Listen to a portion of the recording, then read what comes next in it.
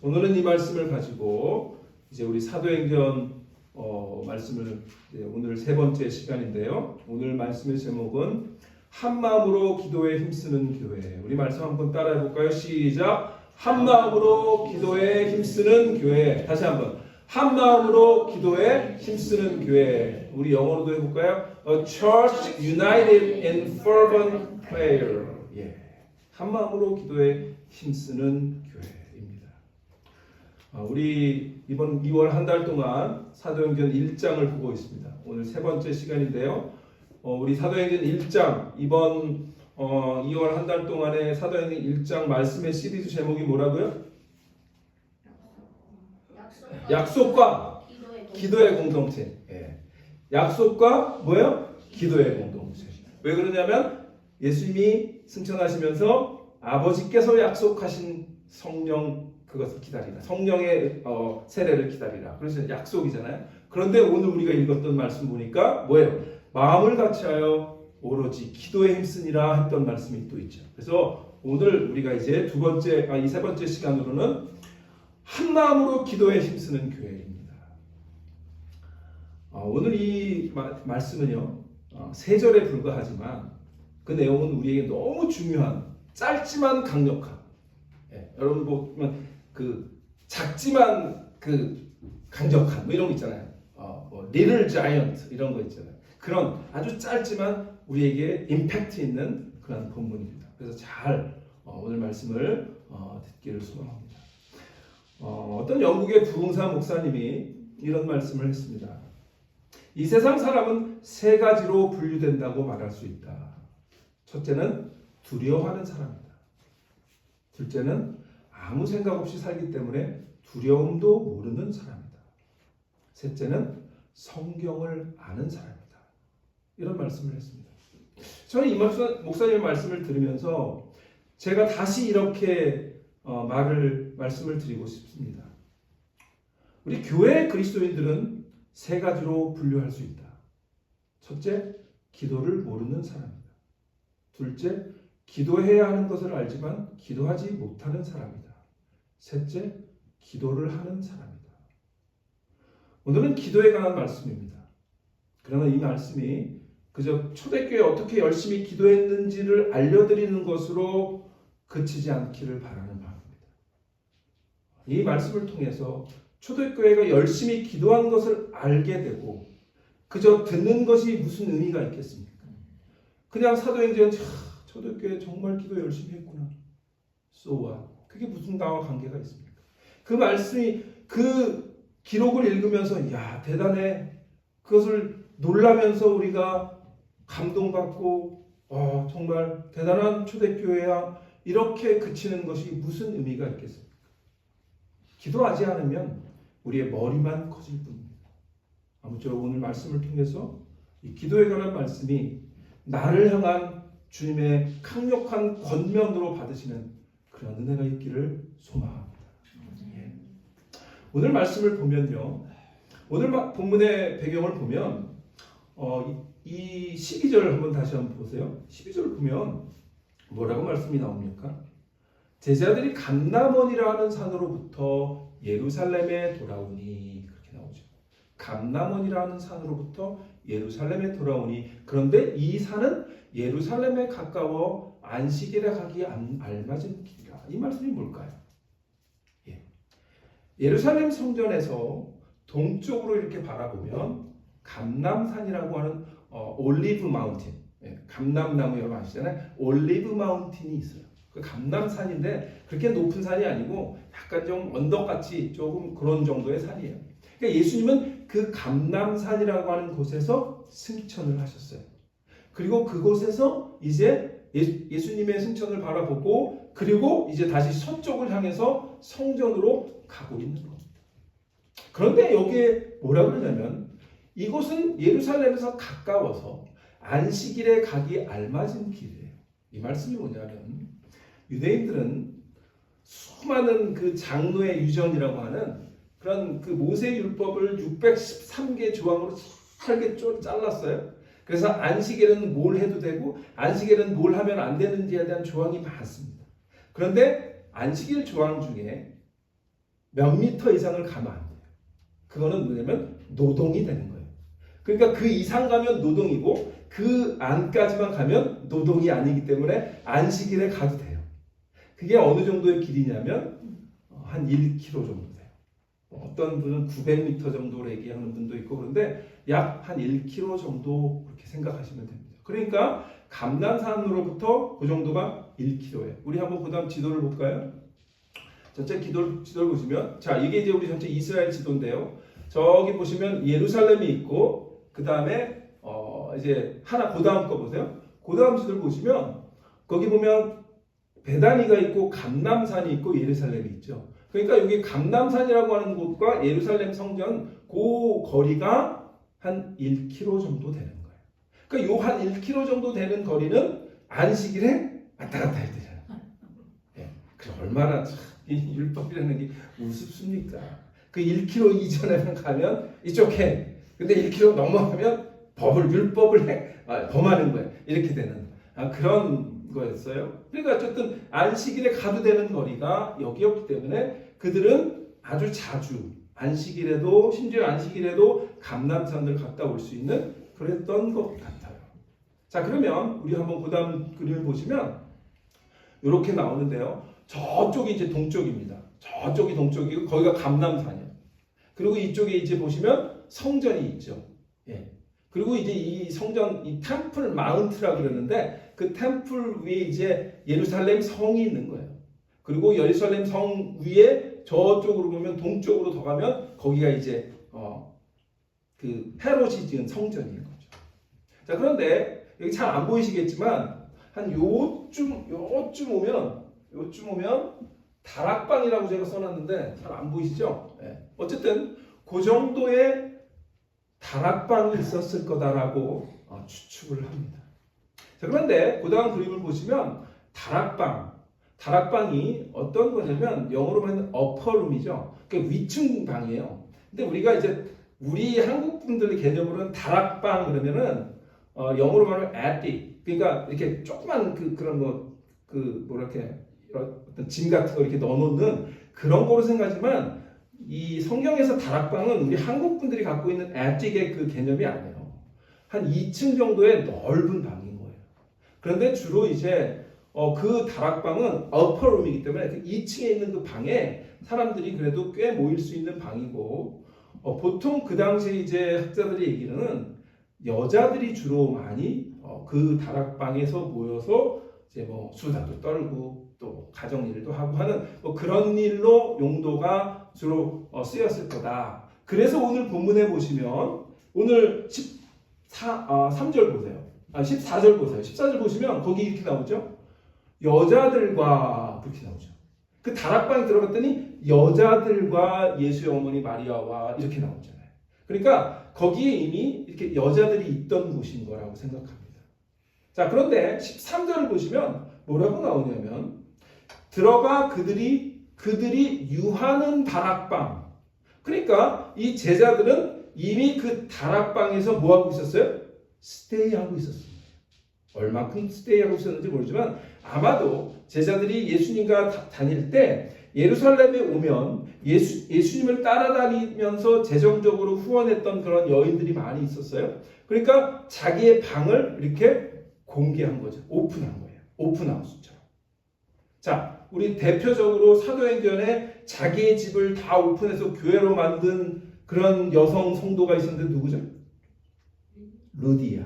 그렇죠. 그런 거예요. 그러니까 초대교회는 이 여성분들이 예수님의 후원을 한다든지 사도 바울의 후원을 한다든지 하는 그런 일들이 있었던 것 같아요. 그래서 이 자기의 그 집을 오픈하고 그곳에서 제자들이 오면 예수님과 함께 묵을 수 있도록 했던 그런 공간. 그게 이제 뭐 성경 학자들에 의하면 마가의 다락방이라고도 얘기하고 그러나 사실 이게 정확하지는 않다 그래요. 그럼 어쨌든 뭐 마가의 다락방이 됐든 아니면 어떤 여인의 집에 다락방이 됐든 중요한 건 뭐냐면 그들이 늘 유하던 다락방으로 올라갔다는 거죠. 자, 오늘은 그래서 이 말씀을 이렇게 보면서 이런 백그라운드를 이해하시고 오늘 말씀을 이제 함께 살펴보려고 합니다. 저는 오늘 이 말씀을 제목을 뭐라고 정했어요? 한 마음으로 기도에 힘쓰는 교회. 이것은 오늘 이 본문을 통해서 우리에게 주시는, 하나님께서 주시고자 하는 메시지라고 저는 생각합니다. 그럼 오늘 본문을 통해서 이들이 어떻게 한 마음으로 기도에 힘쓰는 교회의 시작을 할 수 있었을까? 예수님이 승천하고 뿔뿔이 흩어질 수 있었는데 그들은 예수님의 약속을 붙들고 다시 그들이 모이던 곳으로 다락방으로 가서 그들이 그 제자들과 그 다음에 여인들과 또 예수님의 아우들과 함께 기도의 모임을 시작을 했다는 거죠.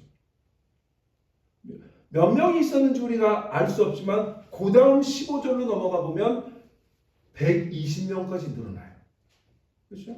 그러니까 일단 우리가 이 말씀을 통해서 오늘 본문을 하나하나 보면서 오늘 우리에게 주신 말씀이 뭘까 생각해 보면 첫 번째는 이겁니다. 첫 번째는 약속의 장소로 돌아오라는 겁니다. 그 약속의 장소가 뭐죠? 예수님께서 승천하시면서 너희가 이 성을 떠나지 말고 하나님 아버지께서 약속하신 성령을 기다리라. 그렇게 말씀하셨잖아요. 그러니까 그 예루살렘은 어떤 장소입니까? 예? 약속의 장소예요. 예. 아까 우리가 읽었던 것처럼 제자들이 감람원이라고 하는 산으로부터 예루살렘으로 다시 돌아왔습니다. 예루살렘으로 어떻게 했어요? 돌아오니 예. 약속의 장소로 돌아왔습니다. 우리가 먼저 기도의 공동체가 되기 위해서는 돌아옴이 있어야 돼요. 돌아오지 않고 집에서 어제 기도할게요. 그 의미가 없습니다. 어디?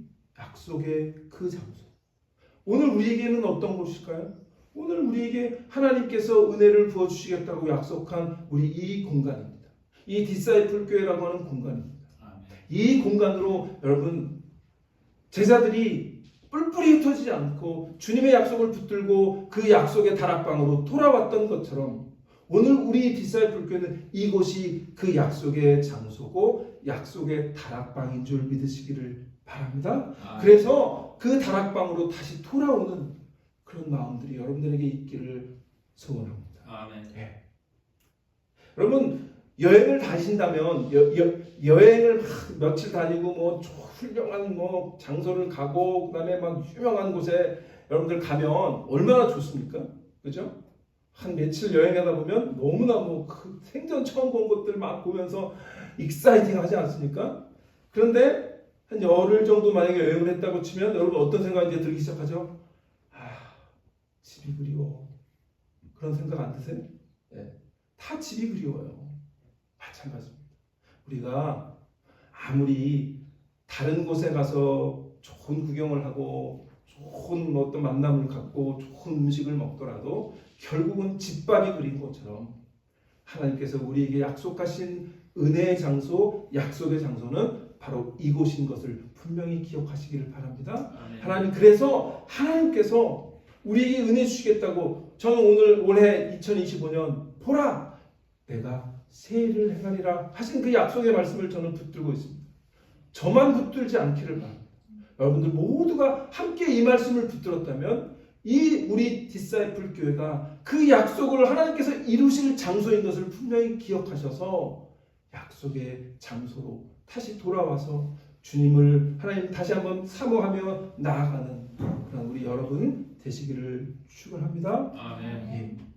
오늘 우리가 기억해야 될 건 뭐냐면 돌아온다라고 하는 말 보니까 그 돌아온다라고 하는 말이 헬라어로 히포스트레포라고 하는 말이 어렵죠. 히포스트레포라고 하는 단어인데 그게 뭐냐면 돌아가다, 회복하다 이런 말이에요.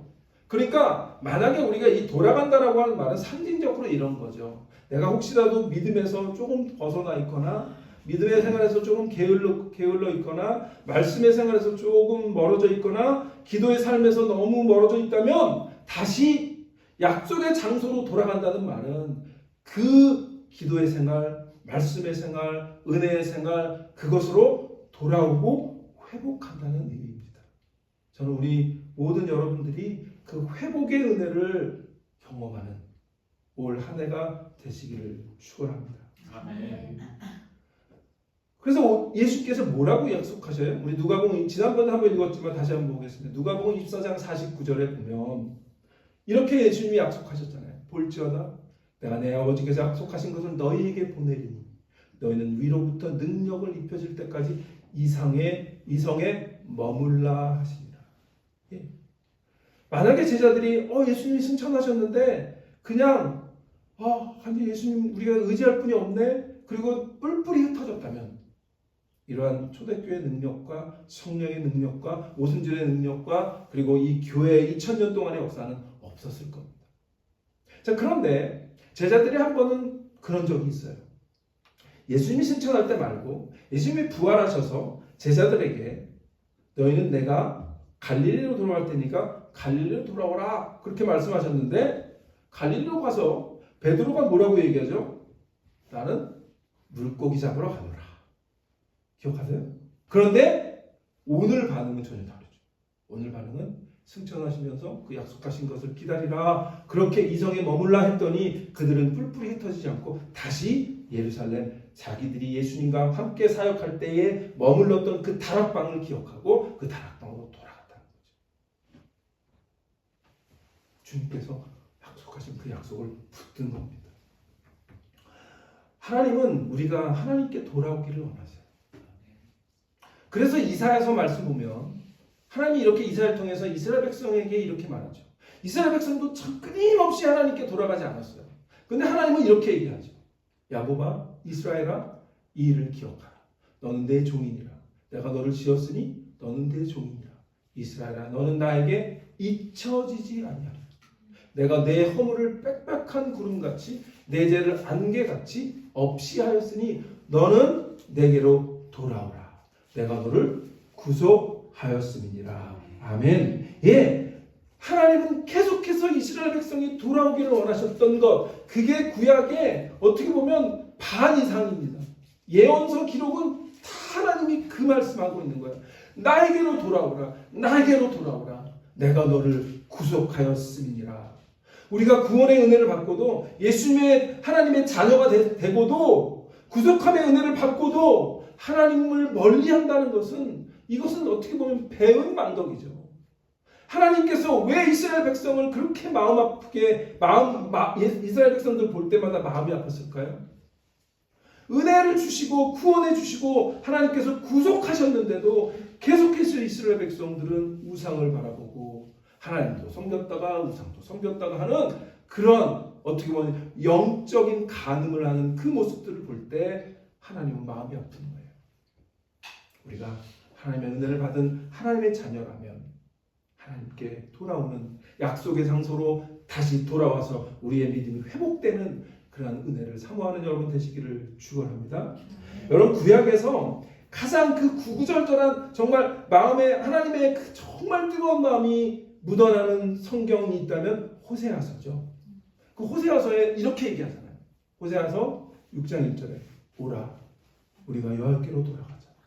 여호와께서 우리를 찢으셨으나 도로 낫게 하실 것이요 우리를 치셨으나 싸매어 주실 것입니다. 아멘.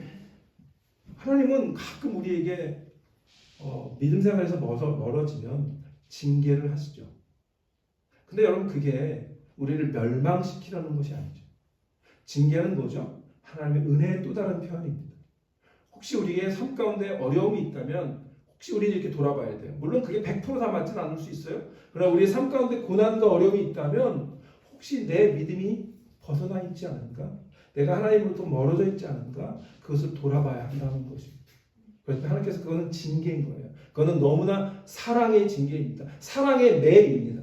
그렇다면 우리를 다시 하나님께 돌아올 때 하나님 우리를 싸매주시고 우리를 낫게 해주시고 우리를 회복시켜 주실 것입니다. 그 은혜를 사모하며 약속의 장소로 돌아오기를 결단하는 우리 디지털 불교의 모든 성도 여러분 되시기를 축원합니다. 두 번째는요. 오늘 본문에 보니까 14절 보니까 뭐가 나오냐면 14절에 거기에 중요한 핵심의 구절이 뭡니까? 그 여인들과 함께 뭘 했다는 거예요. 자, 여자들과 예수의 어머니 마리아와 예수의 아우들과 더불어 마음을 같이하여 라는 말. 먼저 마음을 같이 했대요. 그래서 두 번째 오늘 우리에게 주시는 말씀은 기도의 공동체가 되기 위해서는, 한 마음으로 기도에 힘쓰는 교회가 되기 위해서는 한 마음을 품고 서로 연합하라는 말씀입니다. 한 마음을 품고 서로 연합하라. 여기에 더불어 마음을 같이 했다라고 하는 말이에요. 자, 그런데 여러분, 초대교회 이때 당시에 예수님의 제자들만 봐도 이 13절에 보면 예수님의 그 가룟 유다 빼고 11 제자의 쭉 명단이 나오잖아요. 그럼 우리 예수님의 제자들만 봐도 예수님의 제자들의 배경들이 다 달라요. 어부도 있었고 세리도 있었고 그다음에 열심당도 있었고 이런 사람들이 다 배경이 다르고, 그리고 가정 환경도 다 달랐지만 그러나 예수님께서 그들을 하나로 묶으셨죠. 그리고 예수님의 제자들 외에 아까 말씀드린 것처럼 예수님의 말씀을 들으면서 예수님을 따라다녔던 여인들이 많았죠. 예수님을 후원했던 여인들. 자, 그런데 또 주목할 건 뭐냐면 14절에 보면 예수의 아우들과 더불어 그랬죠. 예수님의 아우들이 있었어요. 그런데 이 예수님의 성경 복음서에 읽다 보면 예수님의 아우들이 예수님을 어떻게 봤죠? 맨 처음 예수님을 메시아로 봤을까요? 안 그랬죠. 그래서 예수님을 불러러 오잖아요. 그래서 우리 이 예수가 문제가 심각하다. 그래서 막 데리러 오고 그러잖아요. 그러니까 예수님의 형제들조차 예수님을 어떻게 했어요? 못 믿었어요. 그런데 추후에 나중에 예수님이 메시아인 걸 알게 되죠. 그래서 이 공동체에 함께 들어와서 뭐 하게 되죠? 연합하게 된 거예요. 이게 키입니다. 예수님은 우리를 하나로 묶으시는 분인 줄 믿으시기 바랍니다. 예수 그리스도의, 왜 그럴까요? 예수 그리스도, 우리가 예수 그리스도의 피로 구속받았기 때문에. 여러분, 우리가 이제, 제가 김씨 집안인데요. 제가 김씨 핏줄을 받은 거잖아요. 그러니까 우리가 가족이잖아요. 네. 그러니까 우리 핏줄을 중요시하는 우리 민족인데, 우리는 예수님 안에서 뭐예요? 예수님의 핏줄이 된 거 아니에요. 그렇죠? 그럼 우리는 예수님의 핏줄로 하나가 됐기 때문에 교회 안에서 서로 뭐 다투고 갈등하고 그러면 이거는 하나님이 기뻐하시는 게 아니고 예수의 집안 싸움 되는 거죠. 여러분, 집안 싸움 중에 제일 중요한 게 뭐죠? 집안 싸움. 별로 안 웃으시는 걸 보면 안 싸우시는 거네. 여러분, 드라마 중에 제일 재밌는 드라마 뭐죠? 유산 가지고 막 집안 이렇게 싸우고 막 이런 거 재밌잖아요. 네. 재밌는데 보기 좋습니까? 흉하죠. 집안 싸움이 뭐 그렇게 아름답게 보이지 않잖아요. 우리는 예수 그리스도라고 하는 한 피로 우리를 묶으신 한 가족인 걸 믿으시기 바랍니다. 그렇다면 우리가 하나가 되지 않으면 우리는 집안 싸움하는 겁니다. 예수 그리스도 피로 우리가 하나 되어 한 마음을 품고 연합하는 우리 디사이플 교회가 되시기를 축원합니다. 아멘. 예, 서로 다른 게 많아요. 생각도 다르기 때문에 여러분, 배경도 다르고 뭐 이 생각하는 것도 다르고 뭐 하는 일도 다르고 다 달라요. 교회는 그런 곳입니다. 교회는 생각이 하나가 되면 공산당이죠, 그건. 근데 우리는 그렇지 않잖아요. 우리는 다 생각이 달라요. 그런데 왜 하나가 되는 거죠? 예수 그리스도 피, 그 피로 우리가 구속함을 동일한 은혜를 받았기 때문에 우리는 예수 그리스도의 피로 한 핏줄이 되고 한 은혜를 받은 그런 한 가족이 된 것을 분명히 기억하셔서 우리가 하나가 되는 우리 디사이플 교회가 되기를 소원합니다. 그래서 시편 기자가 이런 글을 씁니다. 우리 시편 133편 1편에 보면, 보라, 형제가 연합하여 동거함이 어찌 그리 선하고 아름다운고. 저는 이 시편의 고백이 여러분들에게 우리 교회에 있기를 축원합니다. 예. 그리고 빌립보서에도 이런 말씀합니다. 마음을 같이하여 연합하여 마음을 같이하여 같은 사랑을 가지고 뜻을 합하여 한 마음을 품어. 예. 빌립보서 2장 2절 없나요? 빌립보서 2장 2절에 마음을 같이하여 같은 사랑을 가지고, 없군요, 스크린에. 예. 같은 사랑을 가지고 뜻을 합하여, 그리고 뭐예요? 한 마음을 품어. 이런 말씀이 있습니다. 우리가 마음을 같이 해서 한 마음을 품고 뜻을 다하여 한 사랑을 가지고 연합하여 기도의 공동체가 되는 우리 디사이플 교회 되시기를 축원합니다. 거기 마음을 같이 하여라고 하는 말이 또 한라어로 보면 호모드마돈이라고 하는 말인데 여기 보면 한 마음으로 일치하여 또는 더불어서 이런 뜻입니다. 굉장히 중요한 초대교회에서 이 한 마음으로 마음을 같이 하여라고 하는 단어가 사도행전에 한 10번 정도 나옵니다. 우리가 이제 사도행전 나중에 여러분 읽다 보시면 이 마음을 같이 하여라고 하는 단어가 10번 정도 나와요. 영어로는 being like minded. 뭐죠? 마음이 하나 됐다는 거죠. 우리 마음이 비록 생각은 다를 수 있지만 우리의 생각은 하나가 안 될 수 있지만 마음은 하나님께 주신 새 마음, 구원받은 마음, 은혜를 받은 마음, 구속받은 마음, 그 마음은 하나가 되어서 우리가 하나 되는 귀한 우리 디사이플 공동체가 되실 수 있도록 함께 노력하는 그런 저 여러분 되시기를 축원합니다. 예, 마지막으로 오늘은 제가 이 말씀을 더 중점적으로 나누려고 합니다. 세 번째는 오로지 기도에 힘쓰라는 겁니다. 오늘 마지막 말씀에 보니까 14절 하반절에 마음을 같이하여 오로지 기도에 힘쓰더라. 오로지 기도에 힘쓰더라. 영어로는 constantly in prayer. 그래서 계속해서 했다. 뭐 이렇게 할 수 있는데 사실 저는 이 한글 번역이 더 좋아요. 오로지. 다른 거 생각 안 하고 오로지. 뭐에 있어요? 뭐에 힘쓰더라? 기도에 힘쓰더라. 우리 한번 요 말씀만 함께 따라해 봅시다. 오로지 기도에 힘쓰더라. 오로지 기도에 힘쓰더라. 예. 저는 이 말씀 오늘 다른 말씀 다 기억 안 하셔도 돼요. 그러나 이 말씀은 오늘 붙들고 가시면 좋겠습니다. 오로지 기도에 힘쓰더라. 아멘. 예. 그들은 예수님의 약속을 기다리며 간절히 기도했습니다. 기도는 하나님의 능력을 받는 통로였던 거죠. 초대교회에 어떤 능력이 우리가 사도행전 보시면 어떻게 이런 능력들이 나타났을까? 의아하지만 사실은 모든 것이 다 기도의 능력인 거죠. 예수님이 제자들에게 어느 날 병을 못 고치고 돌아온 제자들에게 왜 예수님 우리는 왜 병을 못 고쳤습니까? 라고 했을 때 예수님 뭐라고 그래요? 기도 외에는 이런 유가 나갈 수 없느니라. 아멘? 아멘. 기도가 우리가 하나님의 능력을 경험하는 유일한 통로인 것을 분명히 기억하시기를 바랍니다. 아멘. 예. 초대교회는요 하나 되어 기도함으로 놀라운 성령의 역사를 경험했습니다. 하나 되는 기도의 능력이 있었습니다. 우리 교회도 하나 되어서 기도할 때 하나님의 놀라운 능력이 올 한 해 또 특별히 우리 사순절 특별 새벽 토요 새벽 기도 때 그런 능력이 우리에게 임하셔서 그 힘 갖고 올 한 해를 승리하며 영적인 싸움에서 승리하는 여러분 되시기를 주의 이름으로 축원합니다. 아멘. 예레미야서 33장 3절 보면 예수님께서 하나님께서 이렇게 얘기하죠. 너는 내게 부르짖으라. 내가 내게 응답하겠고 내가 알지 못하는 크고 놀라운 은밀한 일을 내게 보이리라. 아멘. 예, 우리가 하나님께 부르짖을 때 하나님 응답하십니다. 그리고 우리가 알지 못했던, 우리가 기대하지 못했던 놀라운 하나님의 비밀을, 하나님의 놀라운 일들을 우리에게 분명히 보이실 줄 믿습니다. 레오나르드 레이븐힐이라고 하는 분이 있습니다. 그분이 그 다음 페이지 보시면 이분인데요.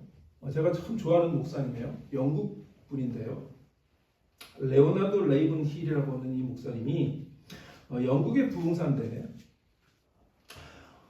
이 사람이 뭐라고 불리냐면 이 시대의 마지막 선지자 이렇게 불릴 정도로 정말 부흥사예요. 부흥사인데 1907년 영국에서 태어나셨고 만 15세 때 회심했어요. 그리고 23세 때 순회전도단에 가입해서 10년 동안은 그 사역에 헌신했고 사람들은 그를 강력하고 열정적이고 용기 있고 두려움 없는 복음 전도자다 그렇게 평가합니다.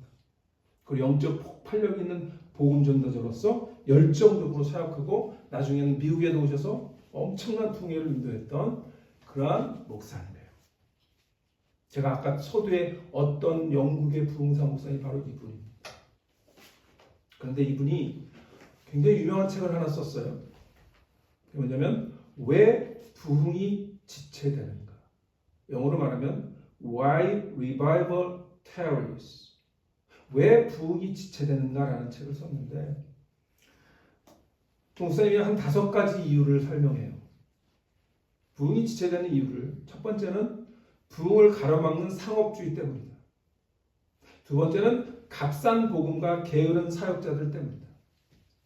세 번째는 기독교의 유일성을 말하는 두려움 때문이다.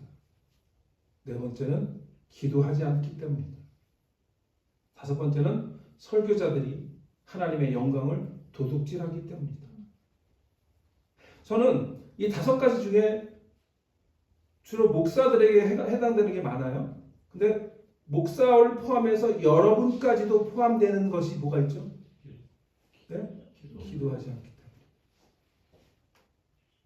저는 이 말씀을, 이 책을 읽으면서 목사로서도 참 회개를 많이 하고 부흥을 가로막는 상업주의, 그렇죠. 네. 요즘은 교회가 마케팅을 하는 시대가 돼가지고 완전 상업주의로 교회가 커지는 걸 보면 와 정말 어떻게 저렇게 커질까? 근데 뒤에 이렇게 비하인드 스토리를 보면 마케팅이 기가 막혀요. 상업주의죠. 두 번째, 값싼 복음과 게으른 사역자들 때문이다. 그건 저희 목사들의 책임이죠. 복음을 그저 그냥 아주 달콤한 복음으로 바꿨습니다. 대표적인 미국의 목사님이 있는데 레이크우드 처치의 목사님 이름이죠. 조 오스틴. 저는 그 목사님은 복음을 완전히 값싼 복음으로 만들었다고 생각합니다. 교회는 어마무시하게 큽니다. 그 휴스턴의 그 운동 경기장, 스테디움 큰 거가 교회가 됐으니까요. 근데 설교를 이렇게 들어보면 도대체 이분이 복음을 아나? 이런 정도로 그냥 아주 그냥 축복에 대한 당신은 잘 될 거야. 당신은 부자가 될 거야. 이런 얘기만 해요. 여러분 그게 복음일까요? 그럼 예수님께서 너희가 나의 제자가 되려면 나를 부인하고 나의 십자가를 지고 나를 따르라 하신 말씀은 복음에서 지워야죠. 근데 복음은 값싼 복음이 아닙니다. 예수님께서 피 흘려 십자가에 죽으신 값비싼 복음입니다. 우리가 구원을 값이 없이 받지만 그 복음은, 그 구원은 값싼 구원이 아닙니다. 예수 그리스도 십자가에 피로 값주고 사신 복음인 줄 믿습니다. 그렇다면 목사님들이 그렇게 값싼 복음 전하면 안 되죠. 물론 축복도 얘기해야 되죠. 그러나 그게 모든 것이 아닙니다. 자, 그 다음에 뭐예요? 기독교의 유일성을 말하는 두려움. 그건 뭐죠? 요즘은 종교다운주의이기 때문에 저 불교도 인정해주고 뭐도 인정해주고 그러니까 다 그냥 물에 물 탄 듯, 술에 물 탄 듯, 그냥 다 짬뽕이 돼버렸죠. 그래서 우리가 복음, 예수가 아니면 당신은 죽습니다. 예수가 아니면 당신은 지옥 갑니다. 이런 복음을, 정말 언색적인 복음을 전하면 막 얼굴이 찌푸러지고 저런 포용성이 없는 인간 이렇게 욕먹죠. 여러분 복음은 모든 걸 포용하는 게 아니에요. 모두가 구원받지만 복음은 이것도 좋고 저것도 좋고 다 짬뽕이 아닙니다. 그런데 요즘은 뭐가 같이 있는 거죠? inclusive. 모든 걸 포용하는 자가 마치 굉장히 훌륭한 도덕군자처럼 포장된 시대가, 그래서 예수 그리스도의 유일성, 복음의 유일성을 전하는 두려움을 갖고 있어요. 우리가. 그러면 부흥이 지쳐집니다. 그런데 더 중요한 건, 제가 정말 말씀드리고 싶은 건, 우리 모두에게 책임이 있는, 기도하지 않기 때문에 부흥이 지체되는 걸 우리가 여러분 심각하게 생각하시라는 거죠. 내가 기도하지 않기 때문에 부흥이 지체돼? 여러분 그런 생각해 보신 적 있나요? 기도하지 않기 때문에 부흥이 지체된다는 그 말씀을 오늘 분명히 기억했으면 좋겠습니다. 그 다음에 설교자들이 하나님의 영광을 도둑질하는 것, 그건 말할 것도 없죠. 그러나 저는 제가 여러분들과 함께 포커스하고 싶은 건 기도하지 않기 때문에 부흥이 지체된다고 하는 사실입니다. 오늘 혹시라도 우리 교회가 부흥하지 않는다면 그것은 우리가 기도하지 않기 때문입니다 라고 우리 하나님 앞에 결단하고 하나님 기도하겠습니다 하고 하나님 앞에 다시 한번 약속하는 그런 마음이 있으시기를 축원합니다. 아멘. 그러면서 이분이 성경 구절 하나를 인용합니다. 그게 바로 야고보서 말씀입니다. 야고보서 5장 17절 18절. 여러분 이 말씀 너무 잘 아시잖아요. 엘리야는 우리와 성전에 같은 사람이로되 그가 비가 오지 않기를 간절히 기도한즉 3년 6개월 동안 땅에 비가 오지 아니하고 다시 기도하니 하늘이 비를 주고 땅이 열매를 맺었느니라. 저도 이 말씀 읽으면서 주로 포커스를 뭐에 뒀냐면 엘리야는 우리와 성정이 같은 사람이로되, 그러니까 우리가 성정이 같은 우리 모두가 기도해야 됩니다. 이렇게 강조해서 말씀을 전했던 것 같아요. 근데 이 목사님이 여기서 핵심은 뭐냐면 17절에 간절히 기도한 주, 18절에 다시 기도하니라고 하는 거예요. 그렇게 지적을 하세요. 그래서 제가 뒤통수 이렇게 맞은 것 같은 그런 말씀으로 받아들였습니다. 여러분, 엘리야는 간절히 기도했습니다. 그래서 3년 6개월 동안 비가 오지 않았습니다. 그리고 다시 간절히 기도했습니다. 그러자 하나님이 비를 내려 주셨습니다. 우리가 배워야 되는 건 그것입니다. 지치지 않고 끝까지, 아까 영어로는 뭐죠? 오로지 기도에 힘쓴이라를 constantly they pray 였습니다. 지치지 않고 계속 기도하는, 오로지 기도하는 그런 기도, 그것이 하나님께서 원하시는 것이라고 분명히 저는 믿습니다. 여러분 기도하는 우리 디사이플 교회가 되시기를 바랍니다. 아멘. 기도는 영적 전쟁입니다. 우리가 기도하지 않는다면, 기도를 게을리한다면 영적인 전쟁에서 항상 지고 있는 겁니다.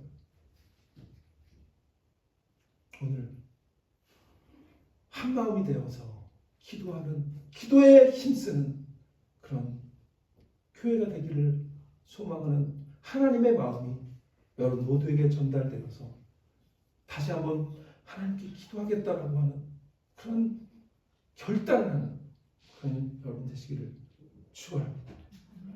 교회의 능력은 기도와 연합에서 나오는 거예요. 이번 한 주간에 우리 삶의 약속의 장소를 다시 한번 돌아보시기 바랍니다. 하나님께서 나에게 약속해 주시는 그곳이 어디입니까? 그곳이 우리 집에서 다락방이 혹시 있다면 그 다락방이 될 수도 있고 우리 교회가 될 수도 있습니다. 그리고 그것을 찾았다면 그것으로 돌아가는 여러분 되시기를 바랍니다. 아멘. 마음을 같이 하기를 바랍니다. 우리 디사이플 교회가 예수 그리스도라고 하는 한 피로 한 가족이 되었기에 함께 기도하는, 함께 한 마음을 품는 그런 교회가 되기를 축원합니다. 그리고 오로지 기도에 힘쓰는 그런 여러분들 되시기를 축원합니다. 아멘. 오늘 2월 한 달 그리고 3월 한 달 사도행전 말씀을 통해서 저 여러분들이 사도행전에 이렇게 훌륭했어? 대단해? 멋있어? 이게 아니라 그래, 이 교회가 바로 우리가 꿈꿔야 되는 교회고 우리가 이 기도를 통해서 하나님께 주신 그 부흥을 경험해야 되는 교회다라고 결단하고 소망을 갖고 나아가는 그런 여러분 되시기를 축원합니다. 아멘. 사도행전에 나오는 초대교회는 기도를 가르치는 것이 아니고 그냥 성령 안에서 기도했습니다.